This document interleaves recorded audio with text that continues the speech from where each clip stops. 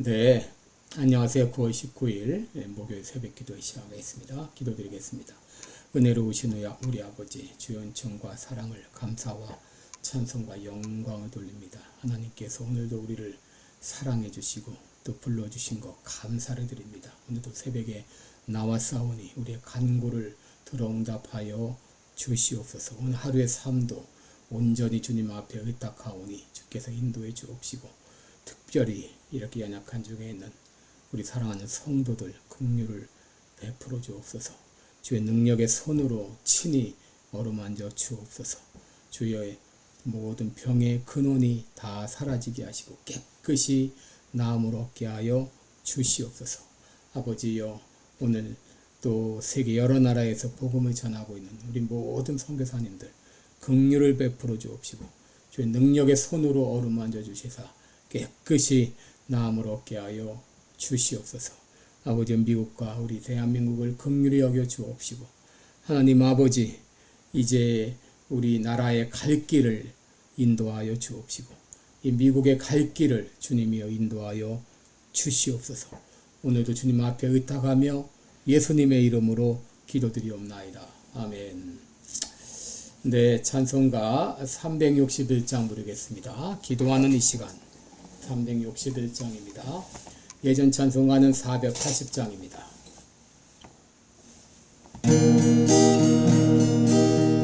기도하는 이 시간 주께 무릎 꿇고 우리 구세주 앞에 다 나가네.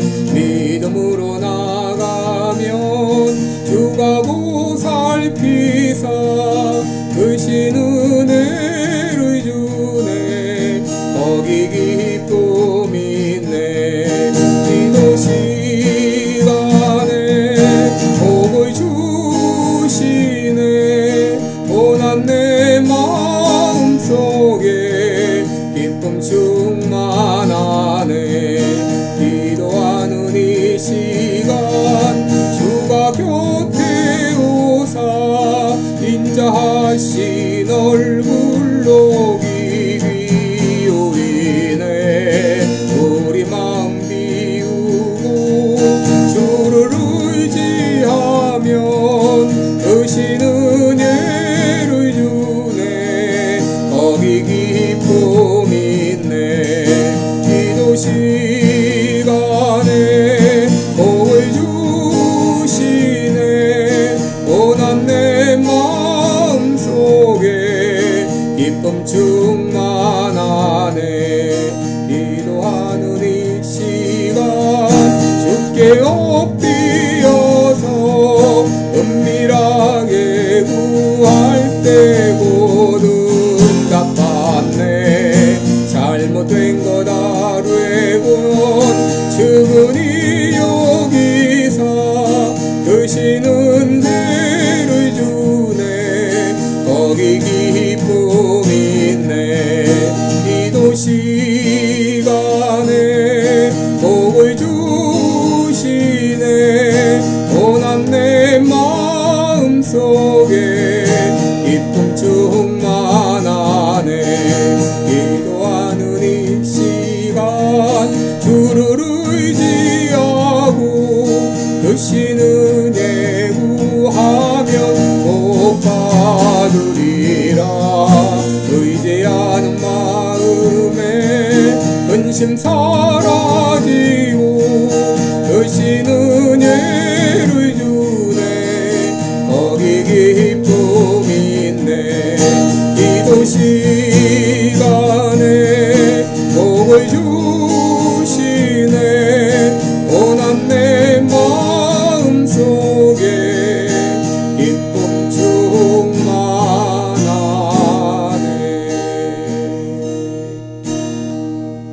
아멘. 네, 우리 오늘은 찬송가, 오늘은 마태복음 20장입니다. 20장 29절부터 34절까지 보겠습니다. 마태복음 20장 29절로 34절 제가 봉독해 드립니다. 저희가 여리고에서 떠나갈 때에 큰 무리가 예수를 쫓더라. 소경들이 길가에 앉았다가 예수께서 지나가신다 함을 듣고 소리질러 가로되 주여 우리를 불쌍히 여기소서.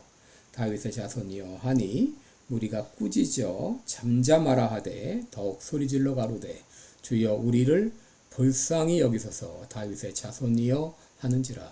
예수께서 머물러 서서 저희를 불러 가라사대 너희에게 무엇을 하여 주기를 원하느냐 가로되 주여 우리 눈뜨기를 원하나이다. 예수께서 민망히 여기사 저희 눈을 만지시니 곧 보게 되어 저희가 예수를 쫓으니라. 아멘. 네, 우리 오늘은 응답하실 때까지 구하라 이런 제목으로 함께 말씀을 나누겠습니다. 우리 오늘 본문에는 소경 두 사람이 고침받은 사건이 기록이 되어 있습니다. 앞을 보지 못하는 이 시각 장애인들이 얼마나 고생이 많습니까?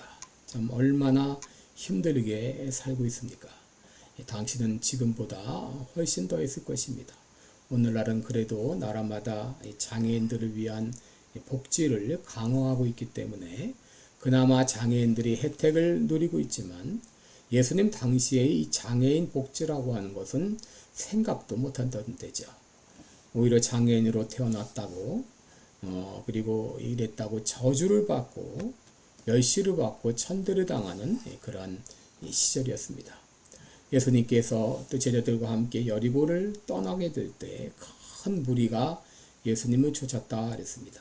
그때에 바로 길가에 앉아있던 구걸하던 이 두 소경이 예수님이 지나가신다는 소리를 들었습니다.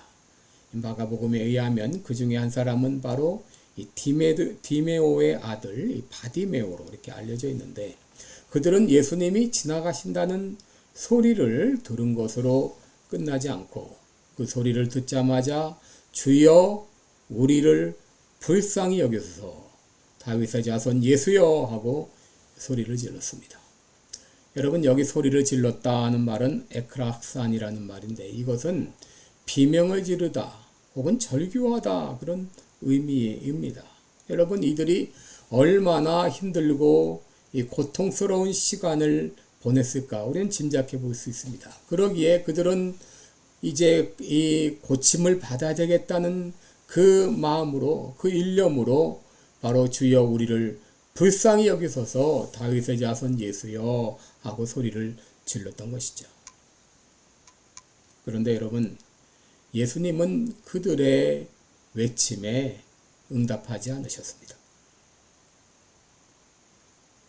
그리고 마치 아무 일도 없었다는 듯이 아무 소리도 듣지 못하였다는 듯이 그냥 앞길을 더 가셨어요. 이때 주변에 있던 무리들은 이 소경들을 꾸짖었습니다. 소경 주제에 무슨 큰 소리야? 조용히 못해? 여러분 종종 우리도 기도할 때 이런 일들을 경험을 하죠. 하나님께는 응답이 없고 사람들은 우리를 향하여 조롱합니다. 기도해야 뭐해? 기도해도 소용없어. 기도해야 무슨 응답이 있어? 시편 42편 3절에도 사람들이 종일 나더러 하는 말이 내 하나님이 어디 있느뇨 하니 내 눈물이 주야로 내 음식이 되었도다 라고 했어요. 이렇게 여러분 우리가 기도할 때 하나님으로부터 응답은 없고 사람들로부터 비난과 조롱을 받을 때 우리의 마음이 답답하여 견딜 수가 없습니다. 그래서 어떤 사람들은 기도하는 것을 중단하기도 하죠.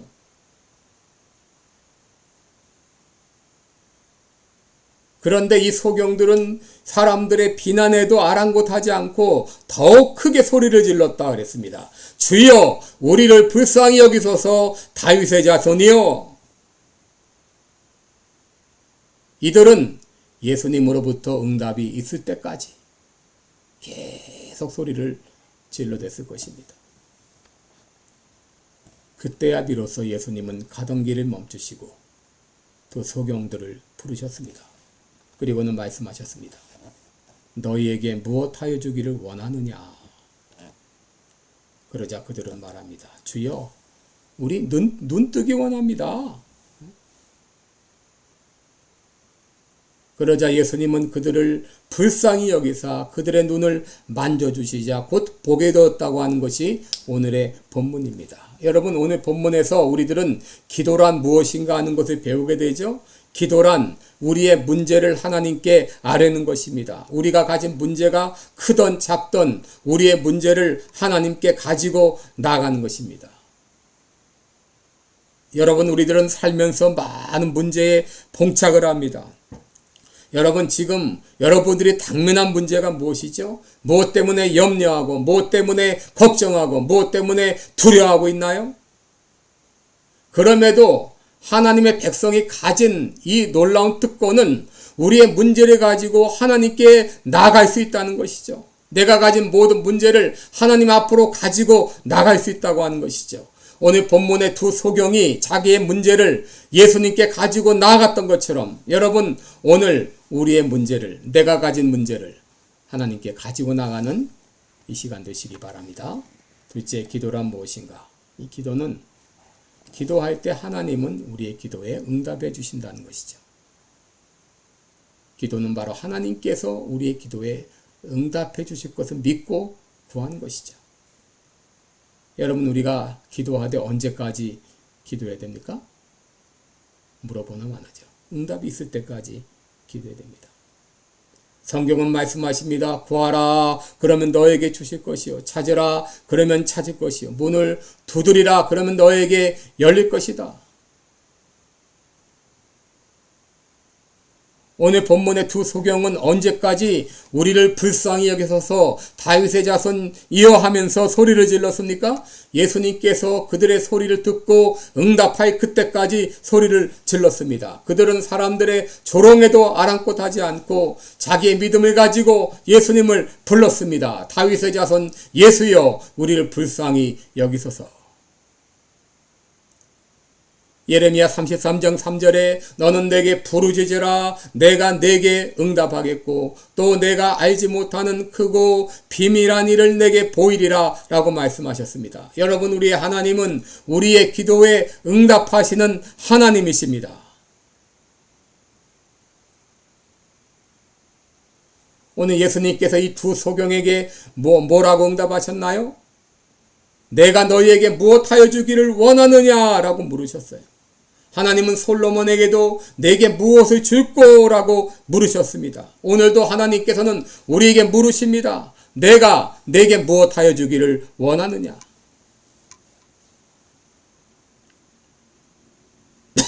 오늘 이 본문의 소경들의 소원은 당연히 눈을 뜨는 것이었죠.